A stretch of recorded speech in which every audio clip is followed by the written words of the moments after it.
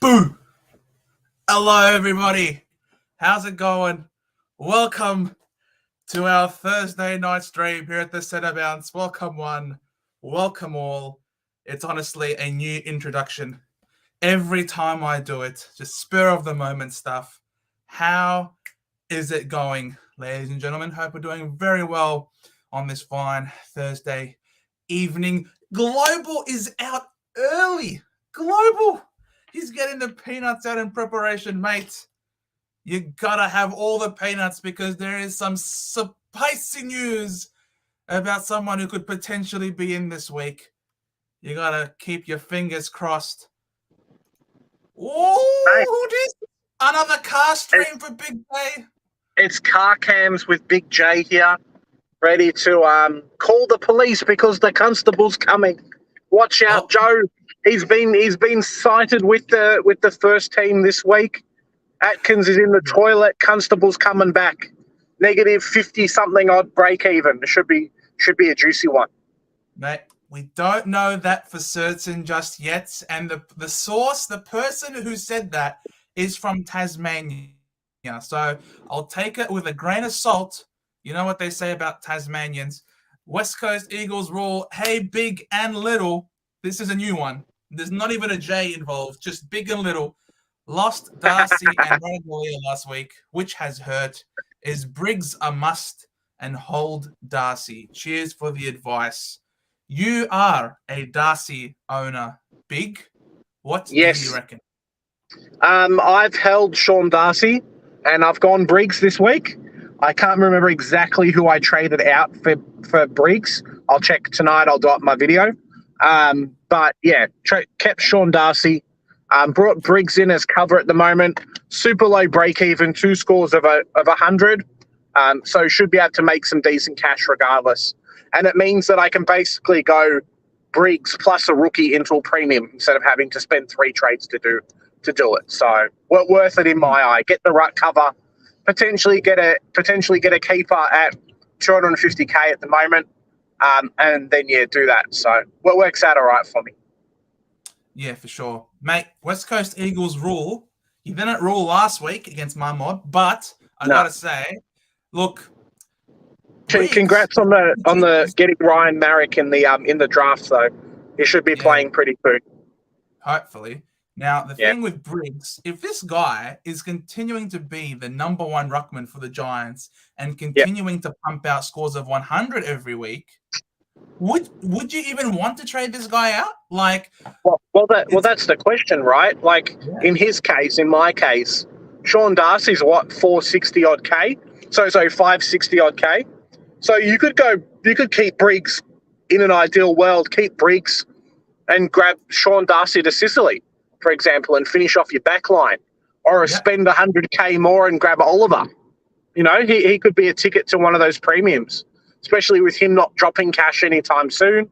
If Briggs comes in and does 100 average, he's averaging all right compared to the other rucks. Maybe the ceiling's not there, but the floor seems pretty good. So, no complaints from me. Yeah, 100%. He's only got 12 trades left. Bro, better than me. I'm down to 8 after this week.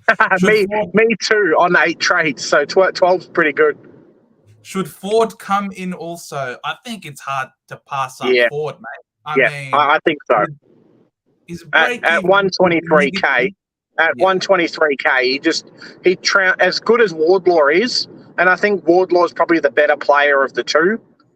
As good as Wardlaw is, grabbing Ford, who's got a way lower break even, 2 scores of 100 at 123k. Even if you hold him for 3 weeks until his buy round, you're still making some decent money. Yep, and his break even is negative 114. So yeah, exactly. So he sneezes. He sneezes and he gets points.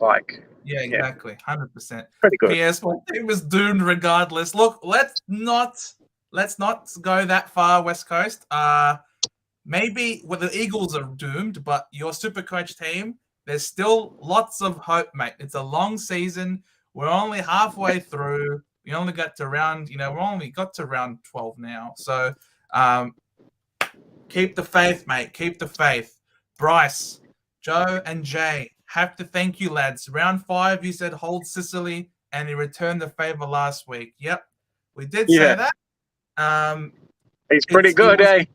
We thought it was a pretty smart decision because we knew that eventually he was going to get that role. He's a Yeah. gun player. He's guaranteed to be a top 6 defender. It was just in general, the top 6 defenders have been fairly inconsistent with their scoring. Heck, even Dawson at the start of the year was pumping out massive, ginormous scores, and during the course of the year, even he was not immune to the odd 70s and 80s score. No. So, you just got the thing. The thing with Sicily and Hawthorn as well is that they're still trying things out in the back line. The rise of Weddle and Seamus Mitchell in the last few weeks has really helped to bolster what Sicily's doing because they've got more support down there. Sicily doesn't have to be the sole guy who stops a lot of the players like he was in the first few rounds. The other guys are stepping up. Yeah, they might not be as good, but even to the point where Weddle and Sicily are doing a lot of chip mark kicks to each other. We don't care in Supercoach if they get 50 kicks to each other and marks. We just want the points, right? So, yeah, it works out okay on both fronts. Yes, for sure. Jen, how's it going? Big J, medium J. I love it. How's it going, Jen? Yo, Hippo Supercoach in the chat. How's it going, Hippo? And remember, Joe, we're watching the football this weekend as well, down at Marvel, checking out North Melbourne versus Essendon. So come along if you guys want. We'll put out on Twitter where we're exactly sitting. Probably on the day, we'll figure that out. But it'll just be in general admission. So probably sitting up on the 3rd level somewhere. Hopefully we see a few people around. I know Swizz will be there. I think a few other people might be there as well. You might even see a couple of cheeky other commentators and YouTube people. I know Essendon's got a bit of a following in the Supercoach community, so there might be a couple of other people hanging around. Yeah, boys, come on along, enjoy, have some fun. We'll go watch Mason Redmond score 147 on these guys. Probably. As long as it's not the setter flop scoring points, then I'm happy. Nah, setter it might be 2 meter Peter. 2 meter Peter might be that's fine, Joe. That's cool. No worries. All right, good. As long as you're fine with it, John. Hey, I'm going to be cranky on the day, but we do what we can. Radigalita Briggs and Hold Darcy. What do you guys? You can do that.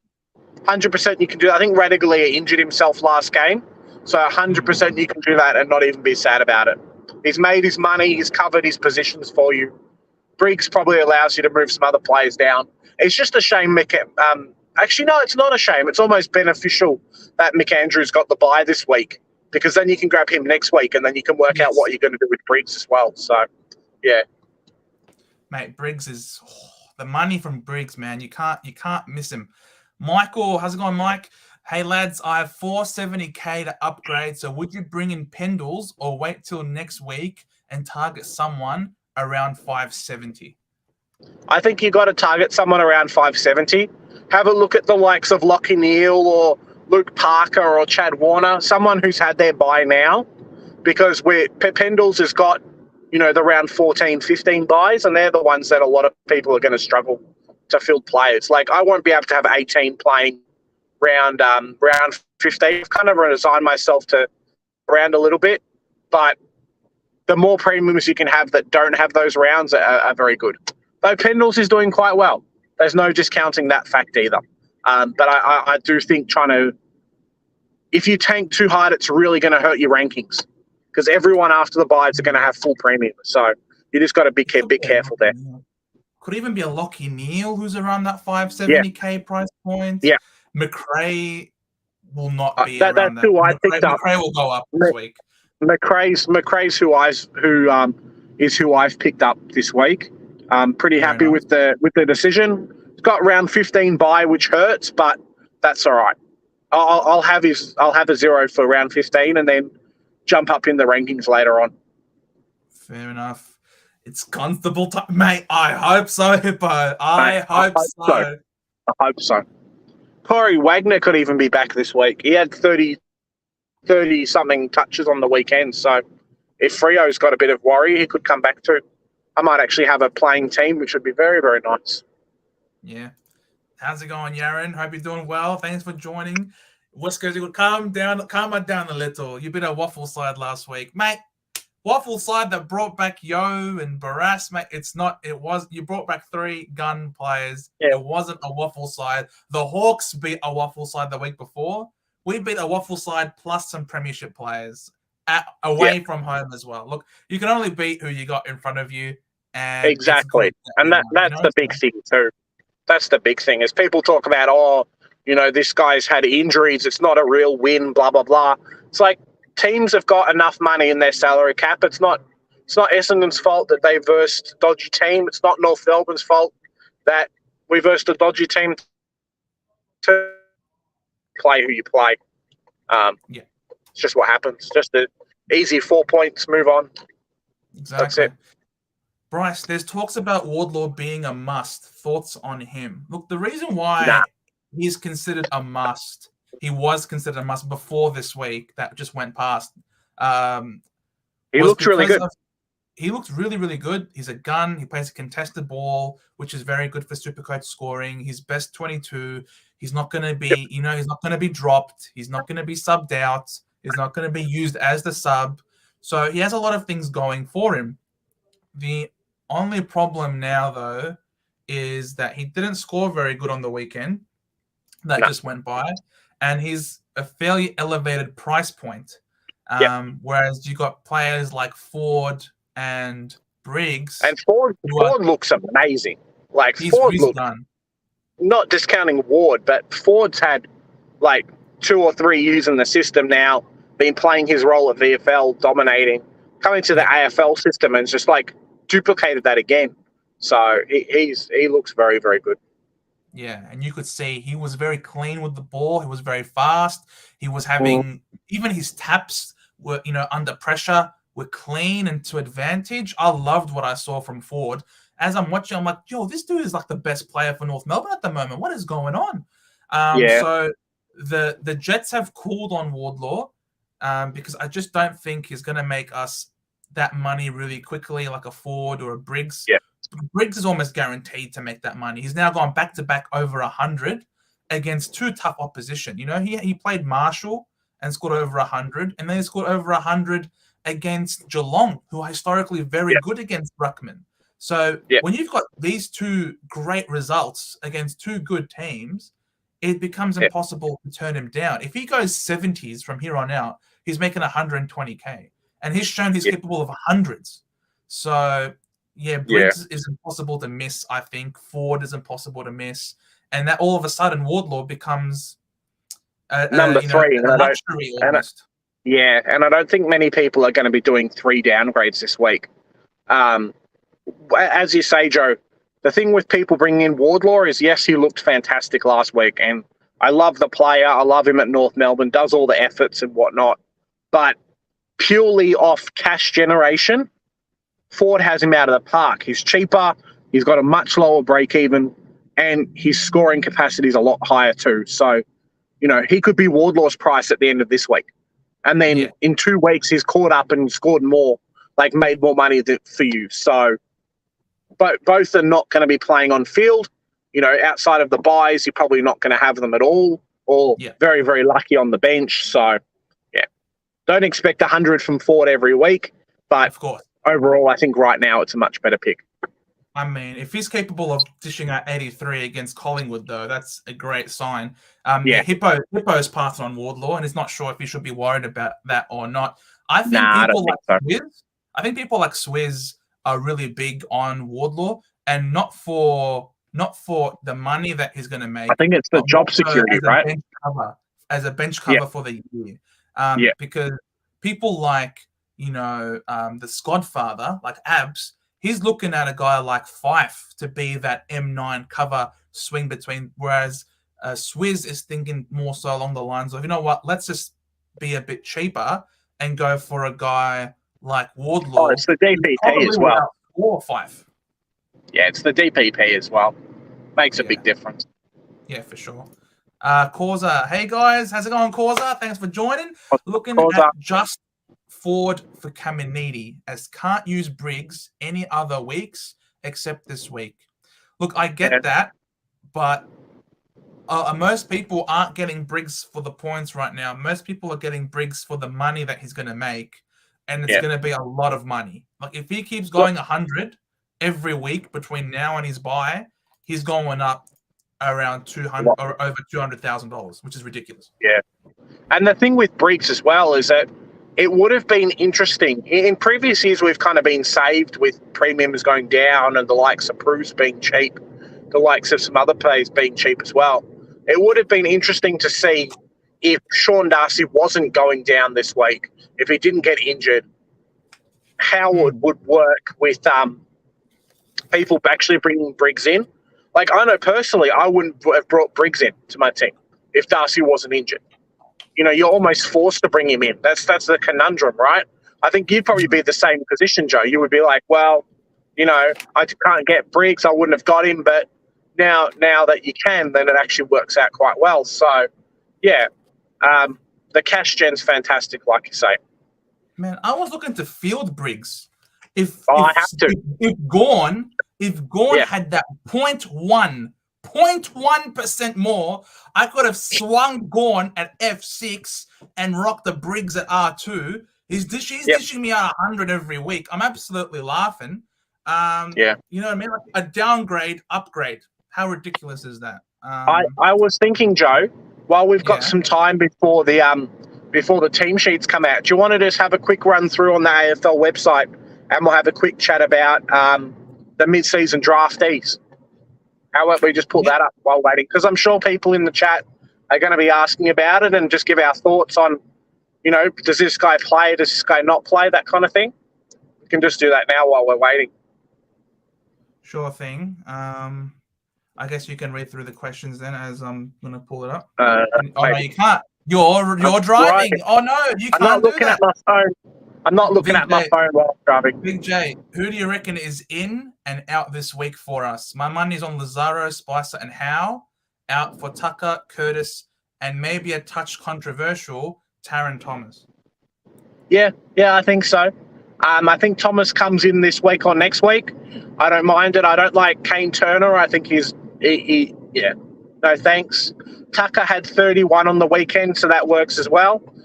It's just about filling the position. We're still trialling CCJ and Larky, and I don't think either of them are going to get dropped. So, yeah, I really like those ins. There's going to, you know, North Melbourne's probably going to drop another 8 or 9 players at the end of the year. I think we've got 14 up for contract, and kids are going to have to really fight for their positions. The fact that we've come in, as we'll show now in the stream, that we've come in and picked up Hansen with pick 2, it puts even more pressure on the guys who are fringe players in our forward line to really come out and do well. Because if they don't, we won't be seeing him next year. And that's looking at Spicer, that's looking at Kane Turner, that's looking at a few other players as well. Right. Please do me a favor and don't confuse Darwin and Cairns. Thanks looking to see the teams we'll bring in forward and not sure about the rest. Yeah, I do my best to always mention Cairns as Cairns. I know a lot of people have been calling it Darwin, which has confused me a little bit. I think that's been me. I think I've said that.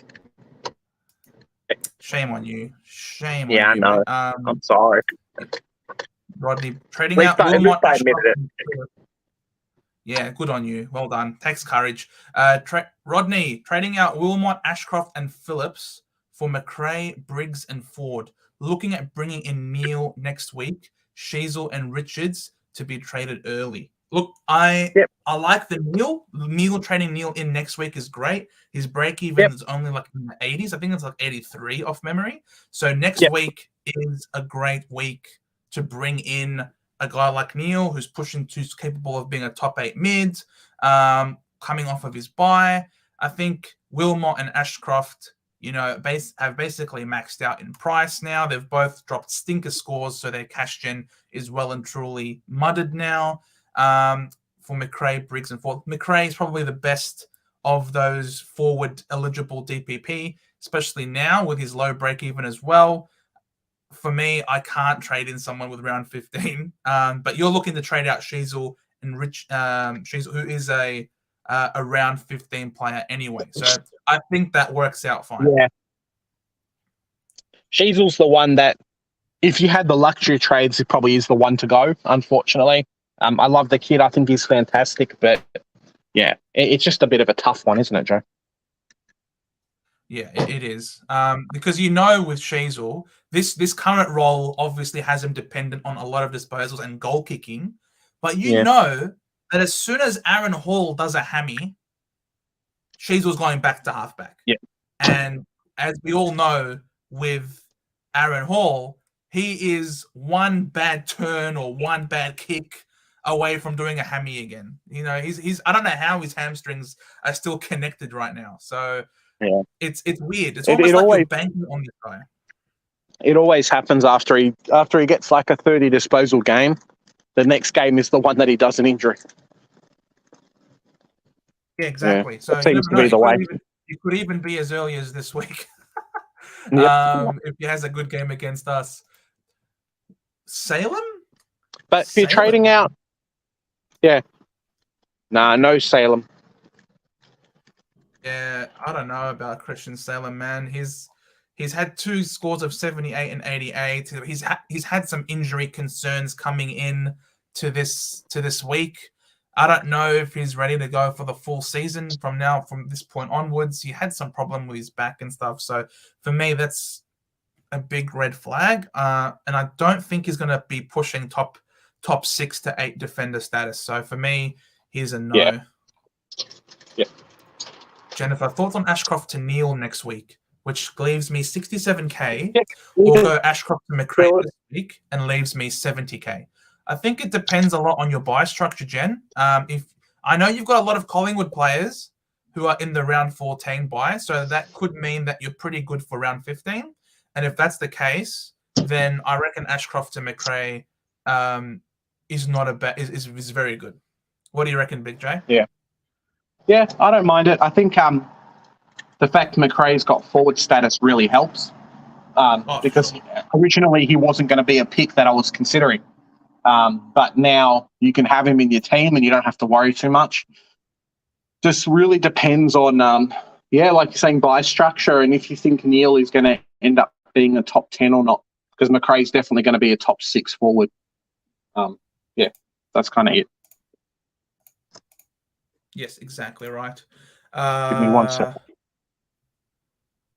Causa, for Briggs from Davey is the problem and don't get much cash in bank gets me to 80K. I know it sucks in terms of the movement, but I paid up last week in order to get Humphrey, and I think in the long run it's going to be the correct decision because he's going to make you money over time to the point where if you you might feel this thing now, you might be paying out of pocket now, but in the long run, you actually end up saving more because Briggs is going to be making you a lot of money really quickly. You know what I mean? Like his break even now is negative 64, and he's had back-to-back scores of 100, over 100. He's had like a 110 and a 100 score against 2 very strong opposition ruckmen in St Kilda with Rowan Marshall and Geelong are really good at negating. So you'd imagine that he's going to make easily 120K. Easily. And that's if he goes like 70 to 80 from this point on. Cause I know James, this person, he went to my high school, he went to Richmond, Hope North got him at pick 2. Look, I think you got someone better, Causa. I think you've got, who'd you end up picking up? You ended up picking up Robert Hansen Jr., that small forward with a lot of pace. I think that's exactly what you guys need. I think you guys rely a lot on Curtis to lift his weight. I think adding some extra small forward status, to your team forward line will just increase your firepower. So I think that was a good pickup personally. All right, and then there's a bunch of discussion here about the stadium. Bryce, I got Dylan Williams at bottom dollar and he's my F6. Would you say him for forward is a good trade or hold? Bryce, you are one of those people that's absolutely did so well. Honestly, like Dylan Williams, he was in my team all week and then Ken Hinkley drops him. It's just like, I will never forgive Ken Hinkley for that. The fact that you've got him is sensational. Look, his break even 73 and that's off the back of a really poor week last week. Look, he has the round 15 bye. You're going to be downgrading him to another round 15 bye player, but you end up freeing up like $110,000. I think it's worth it personally. Bryce, access that money, get the funds. Ford looks like he's going to be a decent scorer for you as well. If he's capable of dishing up 80 plus against the number one team in the comp, that is Collingwood, then obviously the signs are looking good for him as a scorer. So you can free up all that money. Dylan Williams has made you all the money that you could possibly have imagined that he was going to make you. Use it to start upgrading that team of yours and finish it off. Finish your team off, mate. We're in the buys. This is the time where you can really rock it up. Make sure that you've got good buy structure. That might be a bit late now at this stage of the game, but you want to try and finish your team by the end of the buys. Then you can smooth sailing for the rest of the season. Vinny, how's it going, Vin? Roberts to Ford or Ashcroft to Ford? Not really liking any upgrade targets for next week, so I'm not sure. Next week, there's a bunch of players coming off the bye. Some budget options as well. People like Neil is great for their price. I reckon even a guy like Lloyd for Sydney could be great with the news that Paddy McCartan's going to be out for the rest of the year. I think, Lloyd, the original Seagull, could be back to his great scoring. And when we actually pull up his stats, you can see that, Jake Lloyd has had a terrific season to date. He's got a 5-round average of 103 and a 3-round average of 100, which, puts him around that top 6 to 8 mark, and that's what you want. And for someone who's at 519K, it's pretty good. He's averaging sort of similar to Dawson over this same period, and Dawson's like 80K cheaper. So you can end up with someone who might not have the ceiling of a Dawson, but certainly has a similar floor for 80K cheaper. And he's going to be off the bye next week. He's one that I'm really looking at getting in, I think, who's a great budget option. There's a bunch of players who are going to be on the bubble next week that you could trade in. So I think if Fahey maintains his spot in the list this week, he'll be on the bubble next week, so he can be someone that you trade in. A guy like McAndrew, the Sydney ruck forward, he will be on the bubble next week. You can trade him in. So there are a few players that are going to be trade-in targets for us next week. So in terms of the upgrade targets for this week, I think it's possible still to upgrade a player this week, depending on, of course, if there's a particular buyer that you're not loaded up on a lot.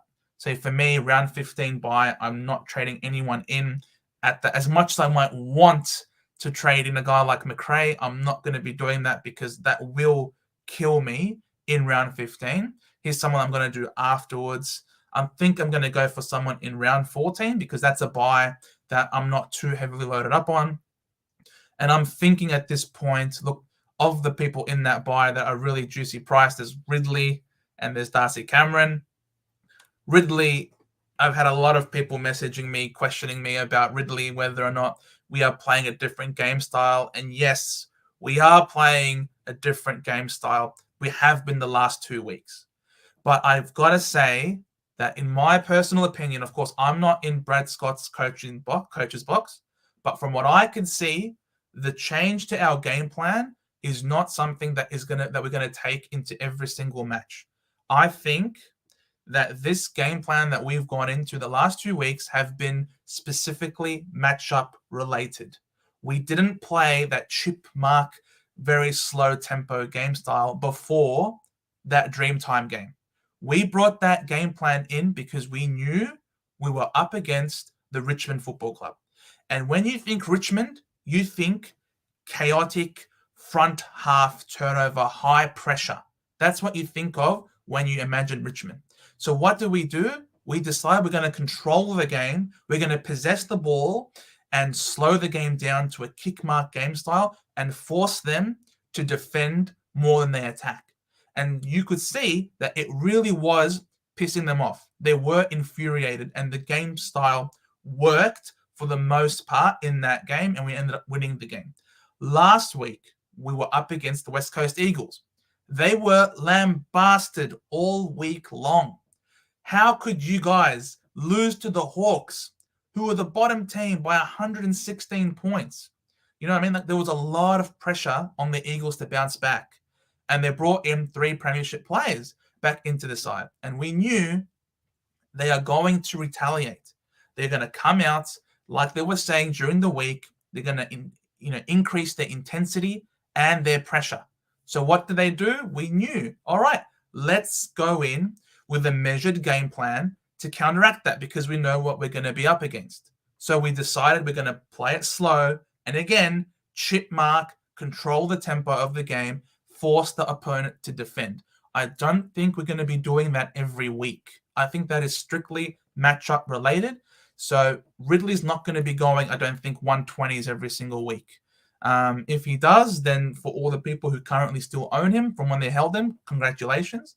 But I think that you're better off holding off and bringing in someone who is more reliable and more likely to be a top 6 defender, as opposed to a guy like Jordan Ridley, who is still going to be, if we're up against a tough opposition with a big key forward, like Larky this week, and if he gets the better of BZT, then Brad Scott will change the matchups. Brad Scott has shown, especially against tough opposition like Geelong, when the matchup between BZT and their number 1 forward wasn't working, we switched it around and we put Ridley onto Hawkins. So it's possible that Ridley's role can still change mid-game. So I'm not huge. That's why I'm not 100% sold on the Ridley selection. I'm more likely to go with someone else who I'm more trusting in. And I'm thinking a guy like Darcy Cameron. I know that the statistics are showing that he's getting more ruck contests. It shows that his scoring is going to start to come around. And he's up against BJ Williams this week, which is obviously a very positive thing. Vin's looked at Ryan, pretty interesting for his price. Look, Ryan, I don't know about Ryan. Luke Ryan, he's that type of player who will play a season whilst injured. And the reports that I've heard about Luke Ryan are that he's actually been getting injections into his back in order to get him through games. And he is still one that Longmuir can flick the switch on to make him play a more defensive, accountable role. And for that reason, I'm not sure that this guy is going to be a top 6 to 8 defender. It's possible. You look at his last month of football, he's gone 109, 85, 84, 91. Could it be that the reason why his scoring has gone down is because they're now winning games more? It could very well be the case. But the Fremantle Dockers appear to be a much better side. They're playing a much more exciting brand of football, and they're beating strong opposition. I'm not gonna be jumping on his bandwagon then. In that case, I want a defender who's gonna get a lot of the ball because his team is under the pump. So yeah, I'm not a big fan of Luke Ryan, to be completely honest with you, but I won't say no to you. Jules, thoughts on Kyle Langford as another mid-forward, tight on cash and trades? Look, I love Kyle more than the next Joe. Lang is an absolute superstar. The problem with Langford, as has been his whole career, is his body always fails him. I don't think he has ever managed to play a full season before in his career. So I'm not sure whether or not this guy is someone that you can trade in, because he's certainly capable of dishing out some great performances for you. But the problem is there might come a week, it might even be this week, where he does a hammy or does a calf. We have brought in the Brisbane Lions body, the health and development sort of person from the Brisbane Lions. And we have had noticeably less soft tissue injuries this year. But historically, throughout his whole career, Langford has been riddled with soft tissue injuries. And for that reason, I find it really hard to recommend him wholeheartedly in terms of him being a selection. He's still capable of 56s and 61s, like we've seen against Brisbane and Richmond. And he can bully some on weaker teams. But he's only cracked the ton 3 times this year. He has to kick a bag for him to do so. As a result, he's a no for me, Julie. As much as I love him, objectively, you can't pick him. All right. Joe, how about we go through the mid-season draft while we're here? Yeah, go for it. Load him up. Cool. All right. Going to have to go with Neil next week instead of McRae. Yeah, I agree, Jen. It's all about the buy structure at this point. I want McRae so bad, but I know if I do so, it will be I'll cop a lot of pain in round 15. And the buys, as Big J will attest, is a wonderful time for you to climb up a lot of ranks really quickly, especially in that round 15 buy. There's a lot of people who are going to be screwed. And if you can decide we're not going to go round 15, I can trade. I'll pay up a little bit more down the track. Yeah, I'll pay a bit more money, but at least I'll have more points in round 15, which equates to a higher ranking. Yeah, and make sure you know the closer to 18 or over 18 for each week is what you're trying to achieve.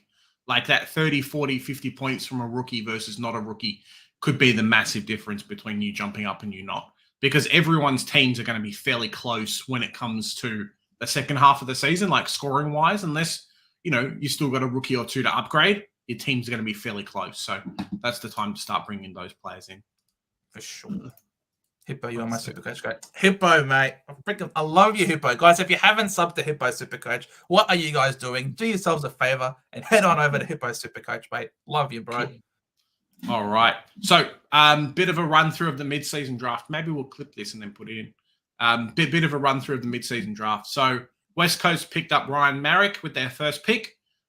Gippsland power forward, 193 centimeters, 84 kilos. So, someone who looks to have dropped about 20 or so kilos in the in between, start of the year and now, which is very important.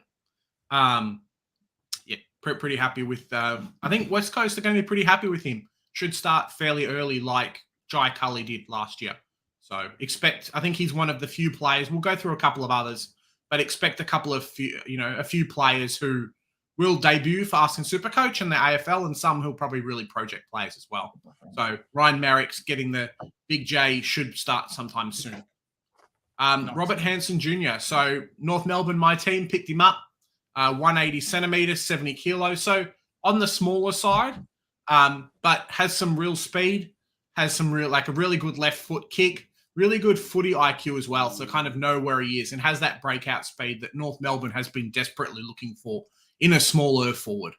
I don't think he's going to play early, but he'll be one who looks to knock out the likes of Turner, Marnie, Phoenix Spicer from the team. Especially if we go after Nick Watson, if that's going to be our pick with pick 2 this year, then him plus Hansen should do really well in the forward line, and then see you later, those project players. Clay Tucker, so he's one that's been very interesting as well, where looks to be some similar to like a Ned Reeves type, or who's the other one that they've got, Joe? Ned Reeves and Lloyd Meek. So it's in a similar framework to those players. So maybe someone who develops in the VFL team while those two play AFL. I know there's been some injury issues with those guys as well, but 204 centimeters, 99 kilos, who looks to be around that ready-made type of player, just like body size. So maybe not there in skill yet, but definitely ready-made body size. Better than a few other ruckmen who might even be around that 90-kilo mark. So I don't think he's going to play early, but he could. Richmond picking up a small forward. So this guy, Matthew Coulthard, should be maybe playing early. Seems to be in a similar mold, as it says here, to Tyson Stengel. Similar mold to Jack Higgins and Butler as well, who they've got rid of in recent times.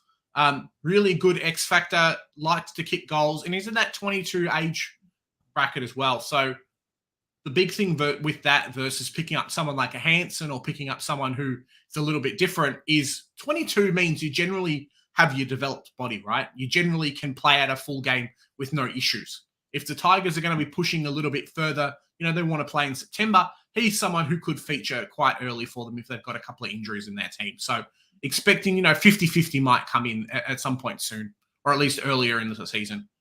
Definitely will play. Richmond seems, and they've got a track record of picking up these players who are a little bit older from the state leagues because they know what they're doing. Marlon Pickett is an example.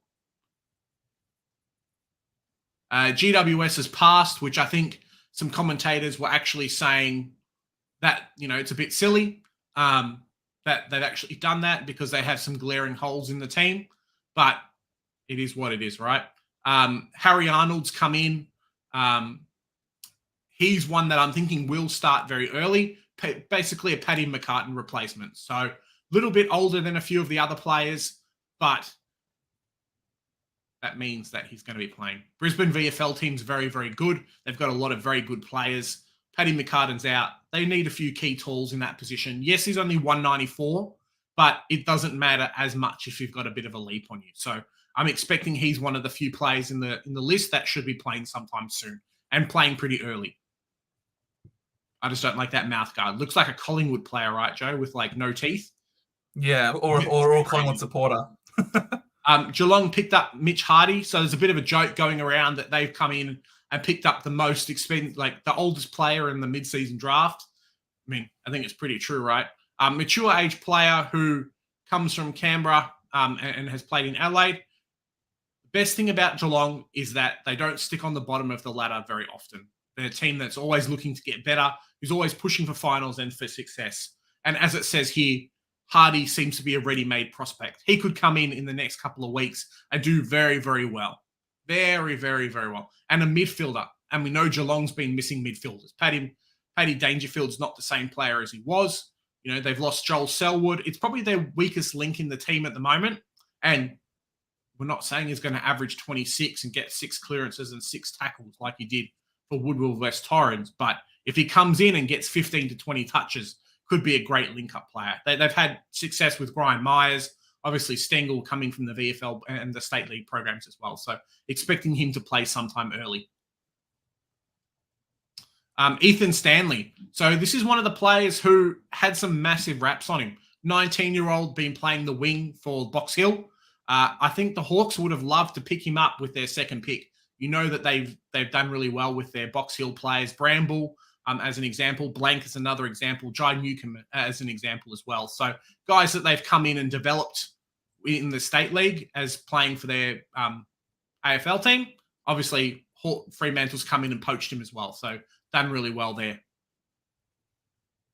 Jaden Hunter. So someone here that, Ethan Stanley potentially could play early. I know Freo's had some issues with their midfield as well, working out their mix. They need a Blake Acres type. If he can do well for the first couple of weeks in the VFL, we might actually see him come in before the end of the year. Definitely a project player, though, that they're going to keep for a long time. So Jaden Hunter is someone that Joe's not too keen on. Comes from Perth, plays tall forward, thinks that, they picked up Weedman and 2 Meter Peter to come in. And maybe that's the case, but it might be a case of, hey, we've filled our AFL team with all our tall forwards. We need some guys who are listed to play in the VFL who aren't injured. So Jaden Hunter kind of fills that role. 93 kilos, 196. All right, around the same mix that a lot of these other guys are. So pretty happy with him. Caleb Poulter. I will say, though, I will say for him is he's, before he moved forward, he was actually a defender. Ooh. At 196 centimeter, he's capable of being a swingman. And maybe what that what means, and what that could mean down the track, is he could move into defense if we're struggling against a big forward. Like if we're going to be up against Gold Coast or we're up against St Kilda and they've got a big, tall forward and BZT can't match up on him, Jaden Hunter could get the call up, which could, again, free up Ridley to be the intercept marker. Yeah. So that's a conundrum. It could be Hunter, it could be Rhett Montgomery and a couple of other players as well. So it works out all right for them. Caleb Poulter, so former Collingwood player. I reckon he was pretty hard done by to get dropped. Obviously, his comeback mid-season draft, I think he's probably put on a little bit of size, grown a little bit as well. I don't remember him being 193 centimeters, but fairly young, still able to grow, has done well in the Footscray VFL team. And as we know with Anthony Scott, as we know with half a dozen other Bulldogs VFL players, if they do well in the VFL, you generally get picked up by the AFL team, similar to Hawthorn. So that's what's happened here. He's come in, they've obviously said, try yourself out, do as best you can, we'll go after and pick you up. So potentially could play early on the wing for them. Might end up changing a few things around. Big one here is Quinton Narkle. So got messed up by the Richmond VFL team, almost got picked up by them, almost got picked up by Essendon's VFL team as well. Yep. Someone's jumped in. Port Adelaide's come in and really nabbed this player. So I'm half expecting him to play early. Probably a fringe player if a Boak or a Wines kind of gets injured. Narkle could come in and do quite well for them. I'm not sure if he's going to get recontracted out of a couple of years, this year or next year. Outside of that, he might get dropped again. But it was really on him to actually prove his worth for Port Adelaide. So yeah, we'll see what happens there. Joining the younger Indigenous group down at Port Adelaide, Rioli. I don't know if Sam Powell Pepper is as well, but they've brought in Horn Francis and a couple of other players. So really kind of building that demographic and that culture there. So Brandon Ryan is interesting. I know that they've still got Kaczynski. We've talked about the other ruckman, but yeah, he could be a great pickup for Hawthorn here. Someone who I think they're still trying to build that forward line and work out who's actually going to play, especially if they've got a couple of ruckmen playing in the team. They need another key forward to do quite well. So mature age forward, as we say here, has done quite well in the VFL, been picked up for the AFL team. So I'd be pretty happy if I was him. 200 centimetre players, kind of when you're in the system, you're in the system, as Daniel Gorridge will tell everyone. Is it Daniel Gorridge? That's right, yeah? Daniel Gorridge? Yeah, I think so. Yeah, and James Treacy. So I know North Melbourne will link to him early. A couple of other teams were in the first round of the picks and got picked up by Richmond. So the team that he played for in the VFL, they've obviously come in and said, yep, you've done really well for us. Now you're going to play in the senior team. So might not play super early, but will feature at some point. And GWS passes again, obviously. And Sydney's picked the last player. So Jack Buller, tallish forward, 199 centimetres, 99 kgs. You think, hey, what happened to Buddy Franklin? Well, here you go. Could be an instant replacement. I know the Swans have had some trouble with a few of their forwards. Amadi's not done great. Reed's not done great. Buddy's on his last legs. So this guy could feature in our team in the next couple of years in Supercoach, at least as a rookie, if he doesn't get debuted very quickly now. Looks to be all right. As we say here, 22 disposals, 4-goal performance against South Freo. Not sure how good their team is, but doing all right for them. So, yeah, a few players there, some who we think may feature early, but some players who might not. And the big thing is this year, Joe, before we pull up the team sheets, the big thing this year is that last year we had quite a few players who came in the mid-season draft who were doing really well. Right. This year it looks like we might not have many players at all. So people are really going to struggle to get those downgrade options. And that's something to be really worried about with our teams. If you're looking to downgrade 3 or 4 or 5 players over the bye rounds, you might end up bringing in some dead rookies. I know we've talked about Warlaw and Ford and why getting Ford's so important. Another reason is it actually gives us a lot more money than we're probably going to be used to. Agreed. And we desperately need. Perfect time.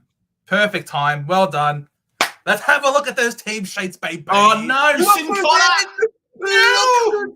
Ladies and gentlemen. He's back.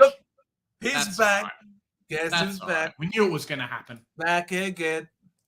If you kept back. Very, very happy for you. Tell a friend. Yes, Joe. Get it out of the way now. That's it. Guess who's back? Guess who's back? Guess who's back? Yeah, sports nut. Oh, yeah. So we're sorry. Luke, sorry, mate. Always missed out on your comment there. Thanks very much for the money. Thanks very much for the shout out. Yeah. Darcy massive love. Let's go. Lukey, massive love. Love it. Massive love. Hope it works out for you. Hopefully it works out for us as well. Guess who's back? Okay, no. Yes, Joe. Keep going. Tomlinson, Smith, Hunter, Tom McDonald, and they're making they had quite a few injured, but they're making big changes there as well. So they really needed to bring these players in. Hollins, we know he's done surgery. Hewitt's concussion. Kerno dropped. Durden surgery. Pitternet freaking something to do with his hand. I haven't been draft. Annoying. But yeah, nothing else crazy apart from Chincotta's back. Yes, Joe. Yes. Who's your pick, Carlton or Melbourne? Carlton. You reckon? they're the team that always lets me down. So I always tip them. So I always tip them so that they can let me down and lose.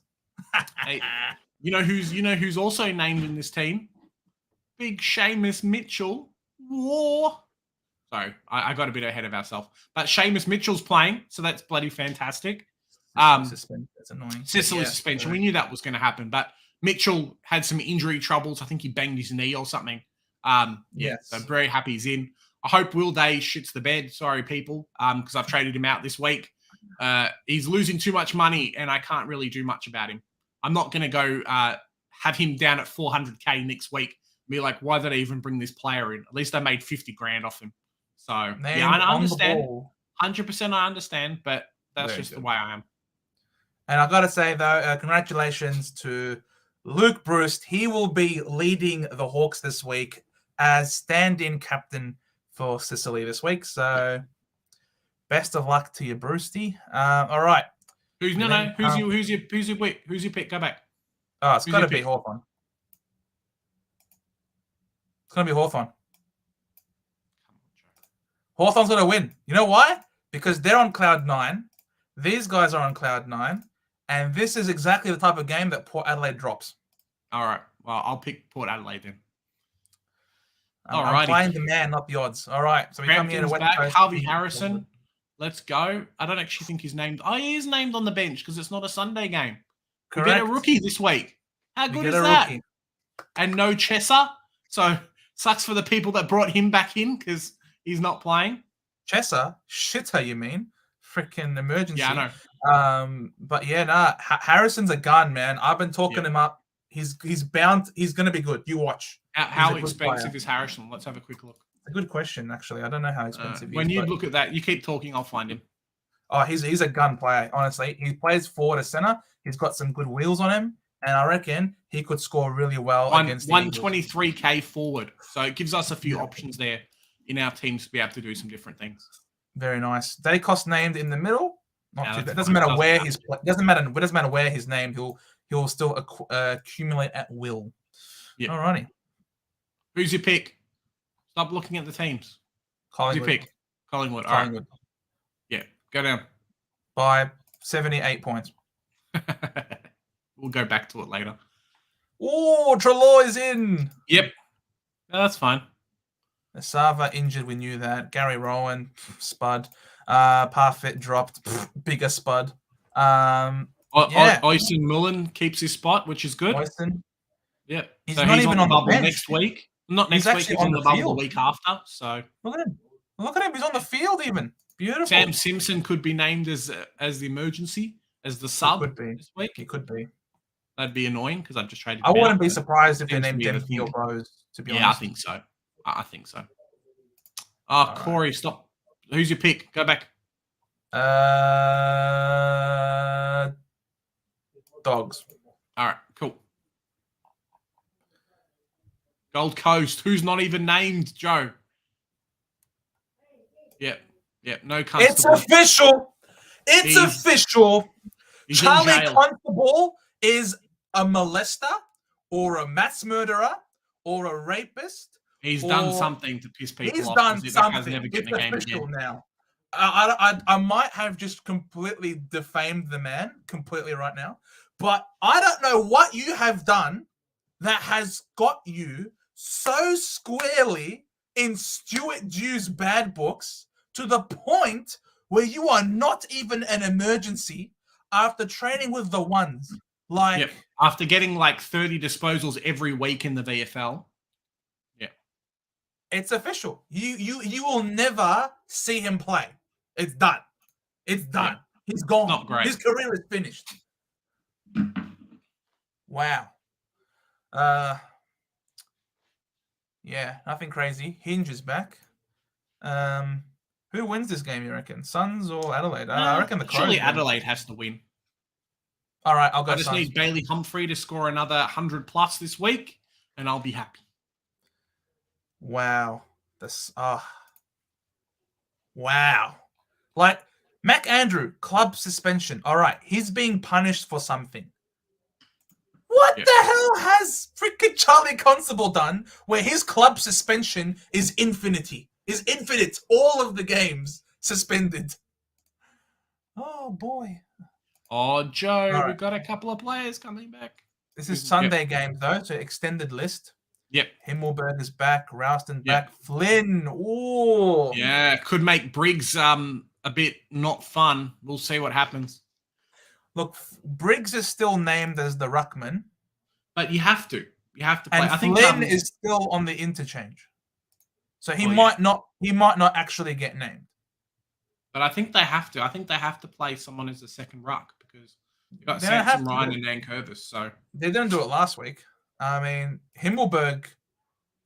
See, Himmelberg is 100% going to play because he's actually named on field. Is Rouston? but not named as a defender. Rouston and Flynn are both here. So yeah. All right, Cumberland's back. Banks is new. He's interchange, so nothing confirmed. No. And Dow also nothing confirmed. No big deal there. But yeah. No, go back. Who's your pick?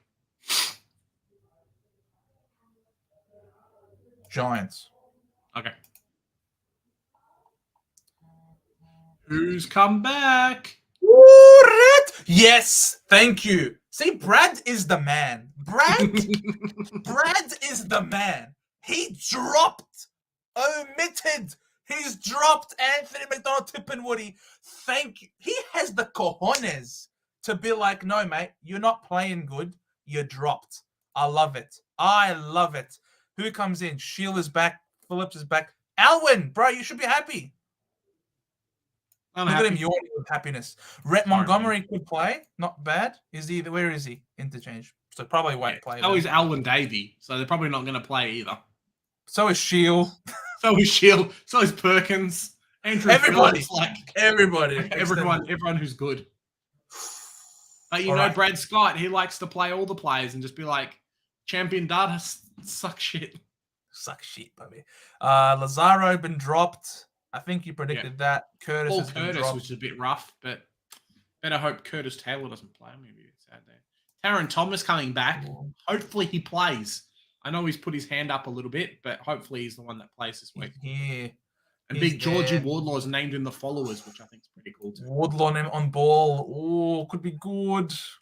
Phillips extended. Aaron Hall, please be dropped, extended. Yep. Could be. But Taron Thomas, though, if Taron Thomas does play, he's been training with the halfbacks, yeah? No, I think he's been playing as a midfield forward in the VFL, good. so I think that's where he plays. Oh, good. That could be good. I think that experiment of playing him down back's kind of finished now. Oh, hopefully that means Sheasel goes back. Yeah, I think Sheasel and Tucker are probably the two guys that we see there will swap. I don't think Sheasel plays in the mids that much, but I reckon he gets some mid time. So, yeah, hopefully that works out for everybody. Bit sad about Chincotta. Very sad about no Wagner. I mean, Wagner wouldn't play anyway. But, yeah, you can't win them all, right? Those are the Mitchell playing's enough for me, to be honest. Like, everyone else is whatever. But I've got 19 playing this week. I'm pretty happy. That's the best I can do, really. Julie, trade Constable to Ford, maybe. Yeah, you can. If you've got enough players, if you've got enough trades to be able to do it, Julie, without it hurting your structure too much, 100%. Get rid of the crappy rookie, bring Ford in, 100%. Because Ford's going to play. Constable's dead rookie, basically, at this point. He is. I think there was a bit of an itchy nose from Jonas, so we'll see what happens. Hey, if Taron Thomas kicks a few on the weekend, I'm going to be happy, Joe. You're going to see me on the weekend. I know. Hall, Pass, and Thomas, the drunk engine, both on the bench, could affect Sheasel and Zeebel's scoring. Yeah. I don't think, if you look at Taron Thomas's what he's been doing, he's been playing a lot of mid-forward, kicking goals, grabbing clearances, that kind of thing. So I don't think he's actually been playing like half-back, if that's what you're worried about. Hall probably, but it is what it is. We'll see what happens. Hippo, let's go. 18 players, let's go. On your hip.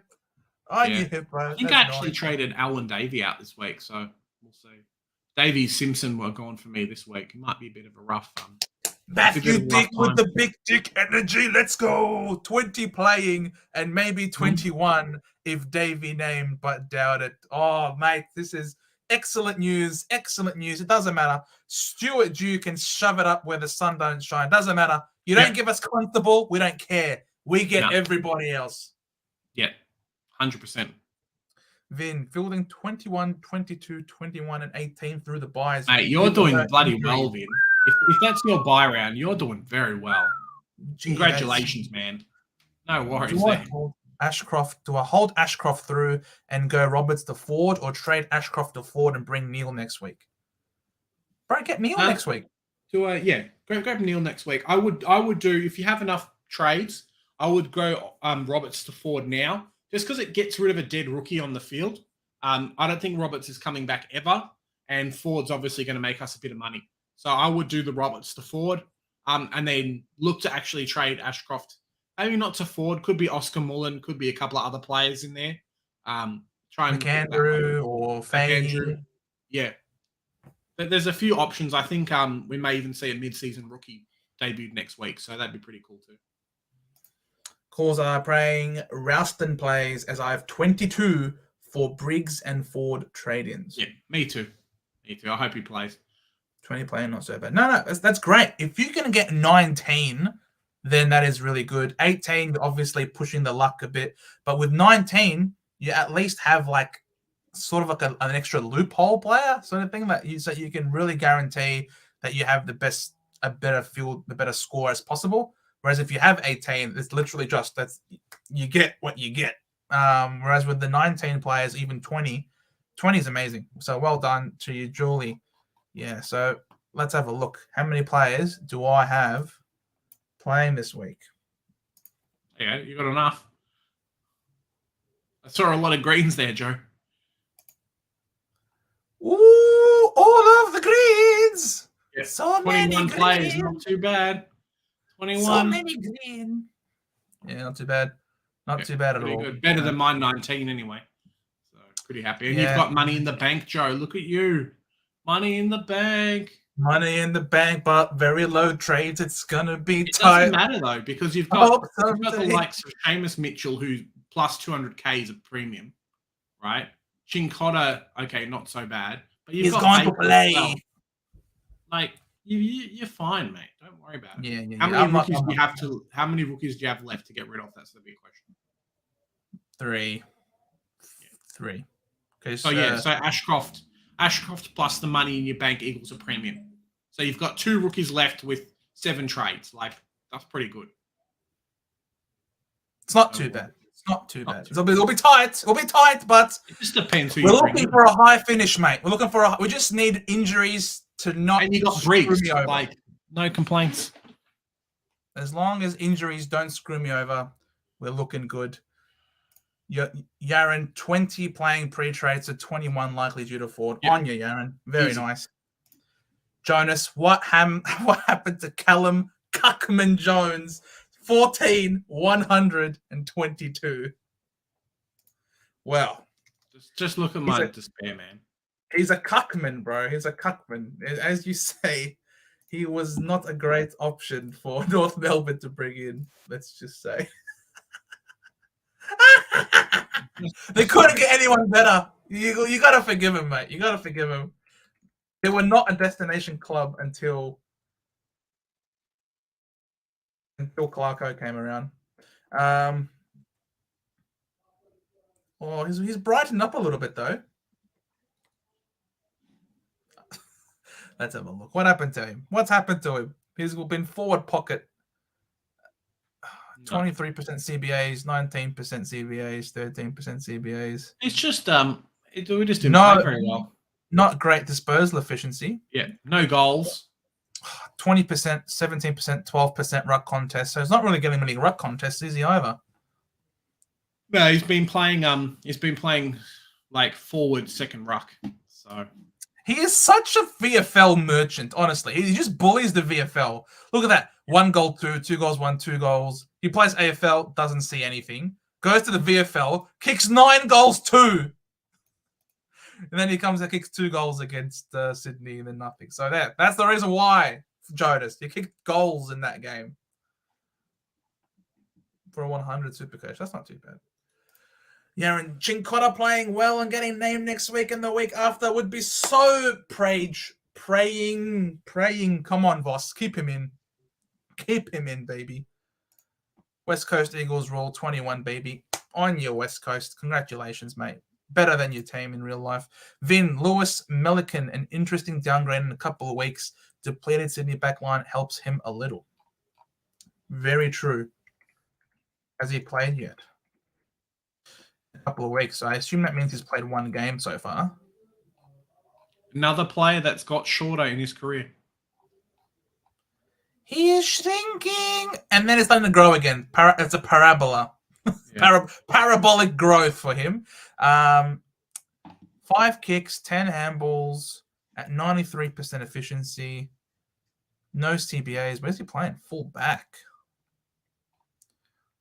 Whoa, that's an interesting looking map. I like it. It's like a water droplet. Very nice. I like it. Yeah. Looks a bit like a crown. You could make it like a crown.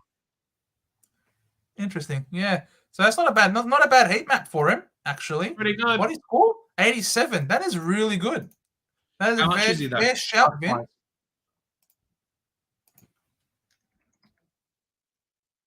72. 300. Not bad. Good size. Big J says not bad. It's a good shout out, mate. Yeah, they are very depleted, so it's a good fair shout. So yeah, great news. Great news. And it started off very early. Jade Cotta! Let's go! Hey guys, remember we're off to watch the North Melbourne Essendon game this weekend. So 4:40 start, come down and say hello. I will probably be sitting in GA somewhere up on the top level. So you know, as long as there's a seat, no worries. We'll do some photos or whatever, whatever you guys want to do there as well. So, yeah. Guys, don't be shy. We're not scary. I'm very energetic. I'm very passionate. And when the Bombers are going to get slaughtered by 100 points, then he won't be. If we're killing it, I'm super up and about. If we're losing, I'm berating. So you're gonna have fun, regardless. I might do your head in. But I get really into my footy. I love it too much, guys. But would love to see you there. It's going to be at Marvel Stadium. Swizz is going to be there. Swizz is going to be sitting with us. So, mate, we love Swizz. And if you love Swizz and the Supercoach Insider boys, and you'd love to meet him and use us to get to him, then fair enough. Look, kudos to you. Kudos. But we're looking forward to having some good fun. And Sunday nights at 9 p.m. is your chance to come on to our channel, to come live, speak to us with your camera, mic on, and we're talking football, talking about your team. If you're, I'll be up and about because we would have won, or I'd be super down in the dumps and really angry and venting if we lose. So you guys are very welcome to come on and talk to us and about your thoughts about your teams in real life, how they're doing. Yeah, 100%. And, it's going to be straight after the game as well. So we might do something a bit interesting, Jared. See what happens. Oh, yeah. No doubt. What's a buck going to do? Paddy Dow sucks and you know it, bugger. Come on, bro. He should have got traded 2 or 3 years ago. But they've held him on and held him on and held him on. And look, he'll leave for nothing now. So too bad for them. Exactly. What's good? So, Little J, if you get Lloyd and Melican, you'll have a seagull and a pelican. I love it. I love it. I'll have a world-class menagerie. Mate, you can call you the bird keeper after a while. Oh yeah. Jai, thoughts on holding Day and can flip to a Took or Mills later in season if it doesn't come good. Yeah, look, I'm holding him. The role is there. His dream team points were there. He's just butchered it up. Similar to Cogs, I guess. You just got to hope he comes good, and if he doesn't, then yeah, he's a flip. For me. Big J's trading him out now. Watch him go big now. Yep. And he probably will. He probably will go big, and that I'll just have to cop it. So, they're the decisions. They're the 50-50 decisions that we make as a coach every year, every week. And, be trading Sincotta last week didn't come out well.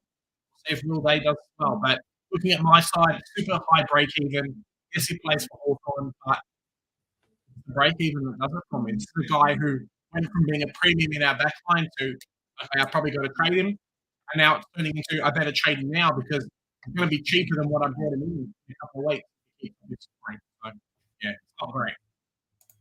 Didn't stock a suck as well. He did Yep. because, Yep. but the thing And then is, he left, and then he became a superstar. So he's not a superstar. Let's oh, not. mate, he's let's been not pretty pump good in his Supercoach price. this year. That's all that matters. Yeah, but let's not And pump up his Paddy Dow, price. rookie too much. price next year in Supercoach. Let's go.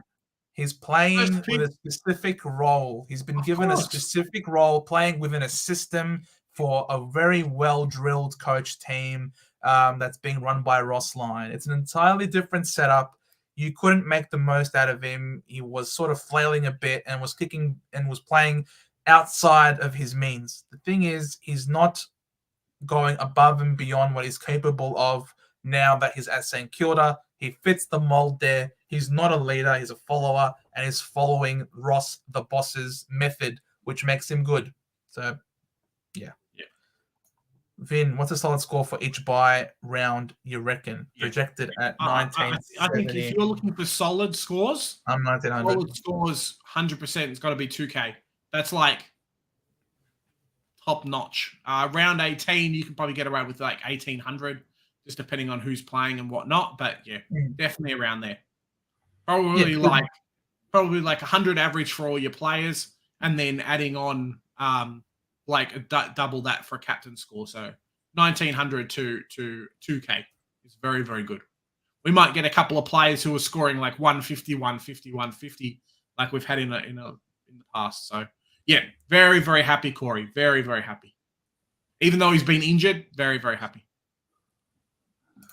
And a peanut too named Laddams. Not sure what this comment is in relation to, Jonas. Matthew, thoughts on Mitchell and Wilmot to kneel next week, even if Mitchell gets another good score and has more money to make? I mean, the whole point of him is the whole point of trading. You've got these rookies with good cash gen. They're not going to be keepers. The whole point is to get premiums in, I suppose. Wilmot has got to go. Wilmot's basically cashed, he's maxed out his cash at this point. If Mitchell and Wilmot, both of them, enable you to get an Uber premium in Neil, then they've done their job. They've done exactly what you had them in there for. So I wouldn't feel too bad about it. I'd be like, congratulations. That's a successful trade. Yep, 100%.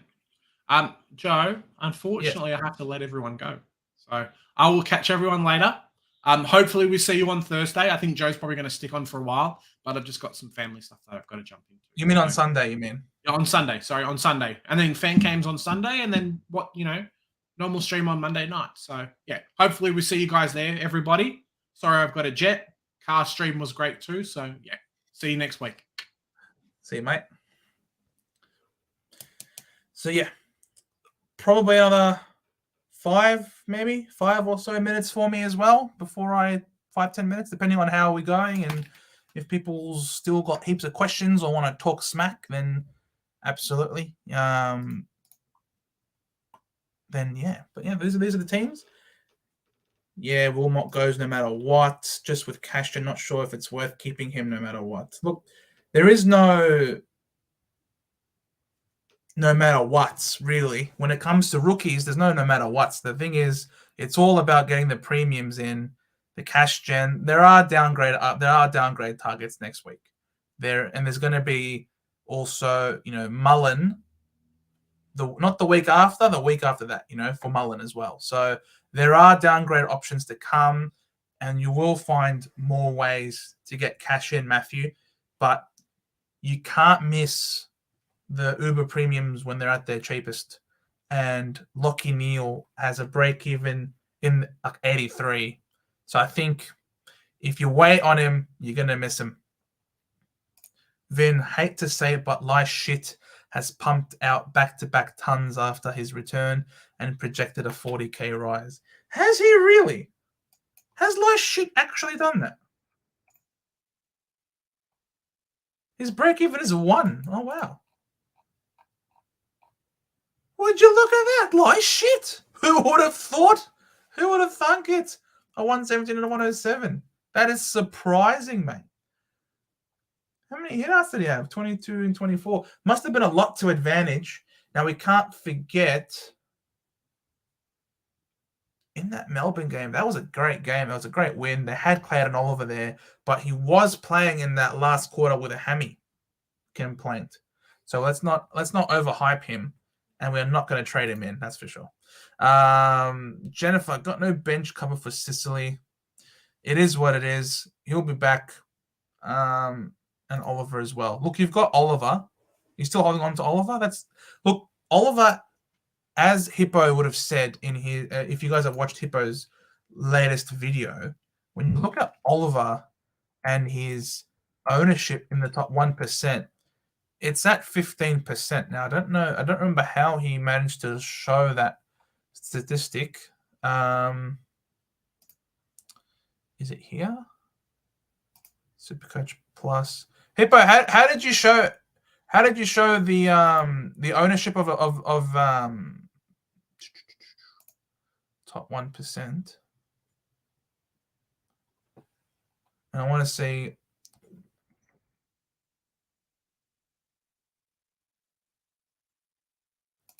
Clayton Oliver's score. I don't want this.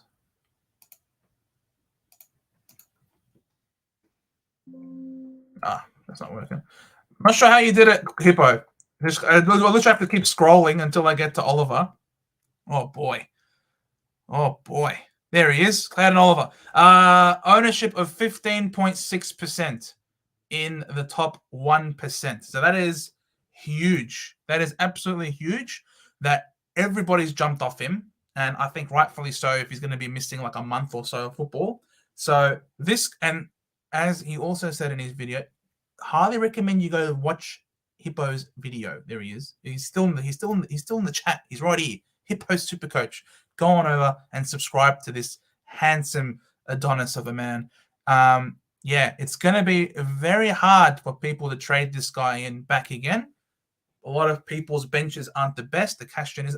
But if you can somehow come up with a plan to leave a spot in the midfield for this gentleman to come back, would be huge. His break even is 140. Okay, so you can even wait a week on him. He's likely to drop in price a little bit. He should be back for King's birthday, and it's not a great, you know, if we're aiming for him to miss his break even, this is not the opposition we want him to have.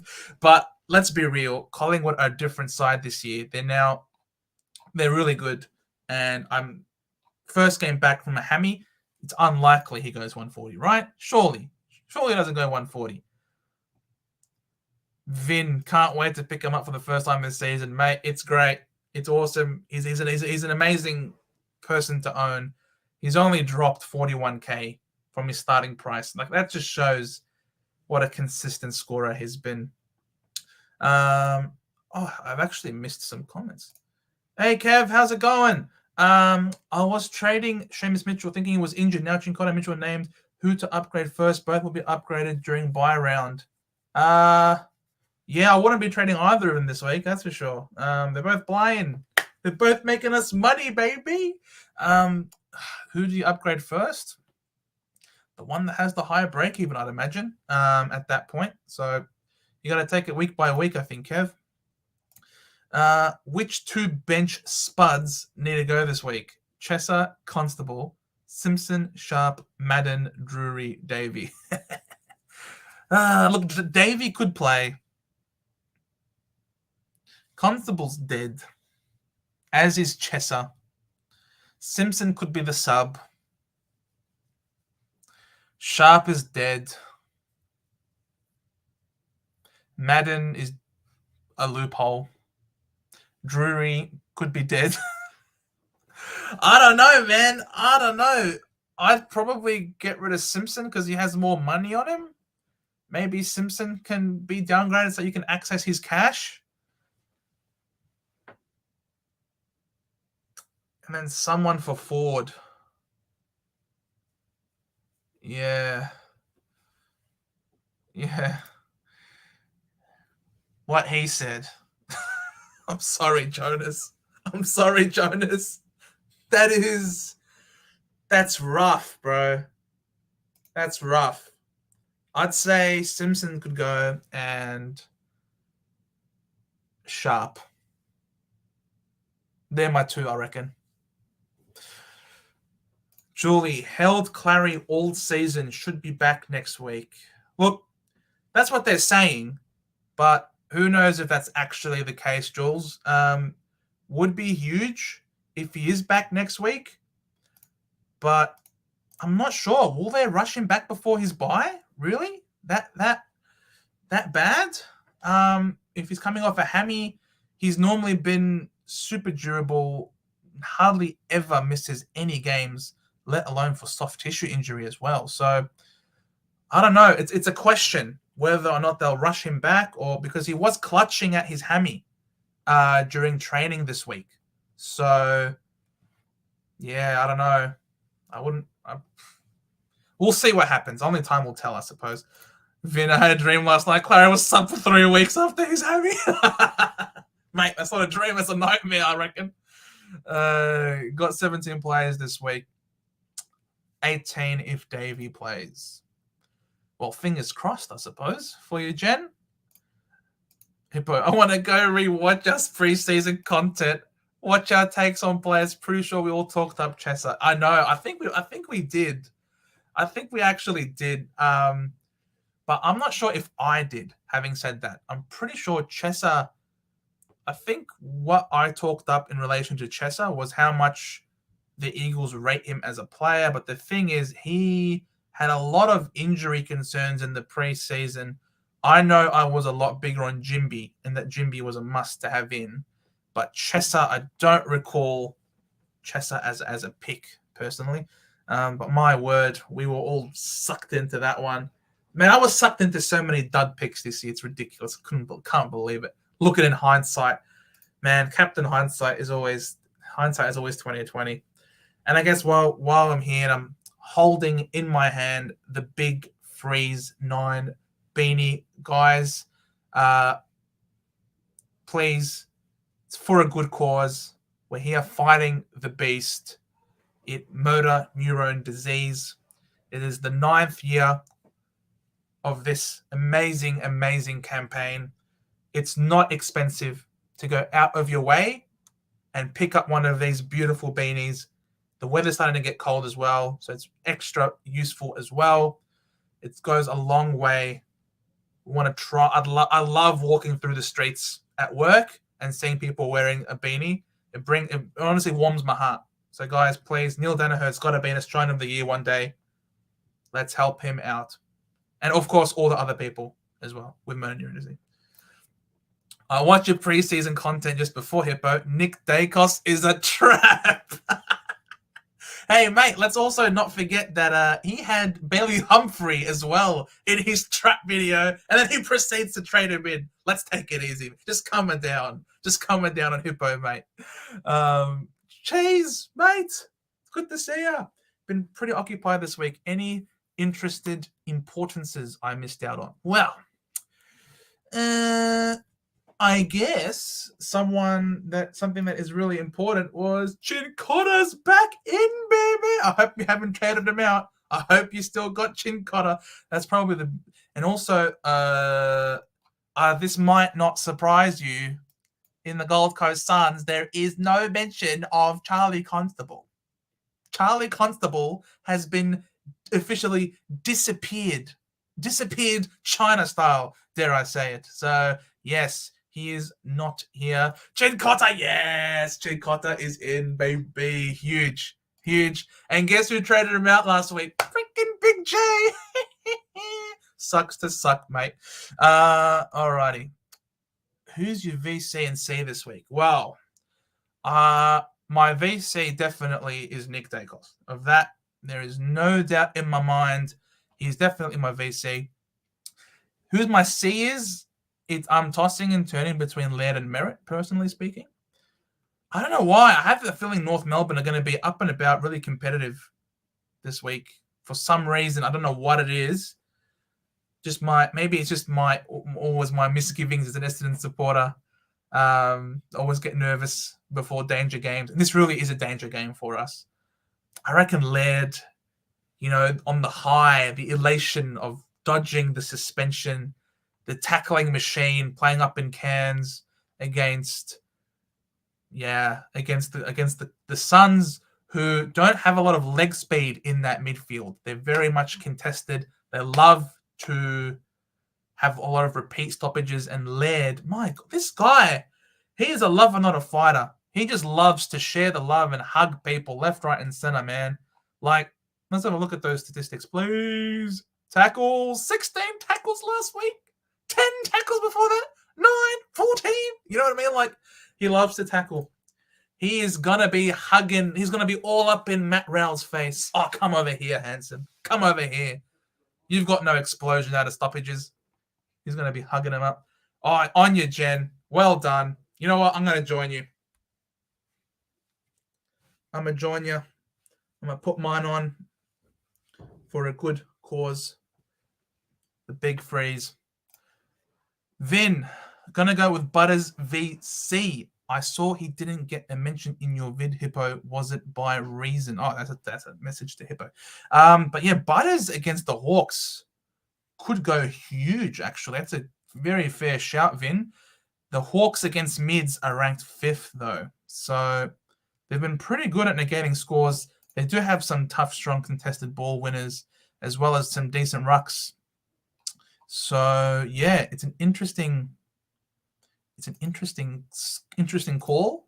But I just think Nick Dacos, man. Nick Dacos? Like, what did Redmond score last week? You know what I mean? Like, you look at what Red Dog scored last week, playing that half-back role against the Eagles. He scored a 144. This is Mason Redmond we're talking about. I love Mason Redmond more than the next Essendon supporter, Joe. I really do. I love Mason Redmond.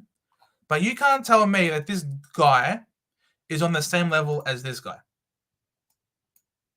If Mason Redmond is capable of a 144, this dude is capable of a lot more. Let's just say that, okay? Yeah, Nick Dacos is my VC for sure. You can't see Mr. Unstable. He is, man. I don't know what he's done. Maybe he's gone off to some mental asylum or something. I don't know what the hell Charlie Constable, what Mr. Unstable has done. That's ridiculous. I'm going Dacos into Bont or Dawson. Yeah, fair. You got Dawson. I'm going Laird. I'm just going to back in the tackling pressure that Rory Laird has to give. Warms your heart, Joe, like Darcy Moore getting his hair braided in the team meetings by Justin Lepich. Maybe not quite that much. Seeing Justin Lepich do that to Darcy Moore, man, it's something special. It is something special. I nearly spat out my beer listening to Darcy Moore SEN today. Mate, why are you listening to SEN for? You should be listening to us and then going over to Swizz at Supercoach Insider. You know, none of this SEN nonsense, mate. Yeah, I know. That's ridiculous. I can't believe it. I can't believe it. What the hell are they doing over there at Collingwood? But it's yielding great on-field results. So maybe they've cracked the code. Bryce is going Rosie VC. Rosie VC. Interesting, Bryce. Interesting. I will never say no. I won't say no. I'll just say I reckon there's a better option. Vin, my physics teacher brought Redmond in at 4:30 odd, and I thought he was crazy. 5:30 odd now. Yeah. Does your physics teacher barrack for Essendon, Vin? That's look, yeah. We did say a couple of weeks ago on the stream that Mason Redmond was the selection of the valued defenders. So if you listened to us back then, you're on a winner.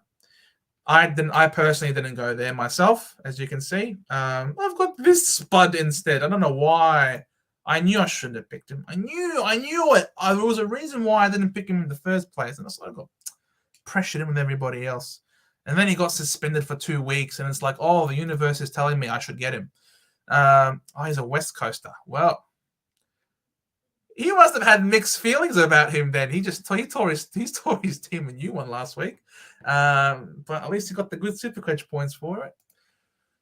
But yeah, 701. You know what, guys? I think I might call it a night here. This is my team going into the week. These were my trades. Darcy, Wilmot, Chandler, and Ryan all out for Ford, Darcy, Cameron, and Briggs. Free up some money, going for a value premium here. I want to make sure I've got the money to be able to bring in the superstar that is Clayton Oliver into my side during these buy rounds. I've only got 3 rookies left because Chandler will come here, Cicely will come there. Just these 3 rookies left to go. Marshall will come there. So the team is almost finished. We do only have 8 trades left, so the aim is to be done with roughly 2 trades left. So yeah, that's about it for my team. Yeah, Dacos into lead. For me, the VCs and Cs, best of luck to all you guys over there watching us. Thank you so much for watching. Give us a like, a subscribe. Would be much appreciated for the channel. Help us out with the algorithm. On you, Shawnee, mate. Thanks for coming along. Much appreciated. Jonas, over to Supercoach Ed Livestream. Why don't we go and raid the Supercoach Edge livestream right now? See you, Joe. See you, Vin. Thank you so much for coming on, mate. Causa, looking forward to seeing you at the game this week. Absolutely. As Big J said, Sunday, Essendon v North. We're going to be there. Causa's going to be there. Swizz is going to be there. Thanks, Jen, for coming. Let's raid Supercoach Edge. Let's go, YouTube. Let's head on over to Supercoach Edge. Because that's what Jonas said. And it said Supercoach Edge is on. Here we go. There's 37 watching. Let's go over. Help him out.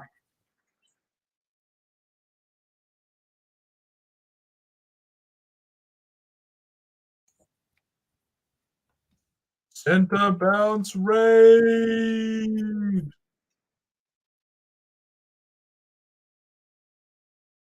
It's Damo talking. Let's go head on over to Damo. Thanks so much, guys, for watching. We'll continue watching over at Damo's channel on the Supercoach Edge. Have a good one, lads. We'll see you in the next one.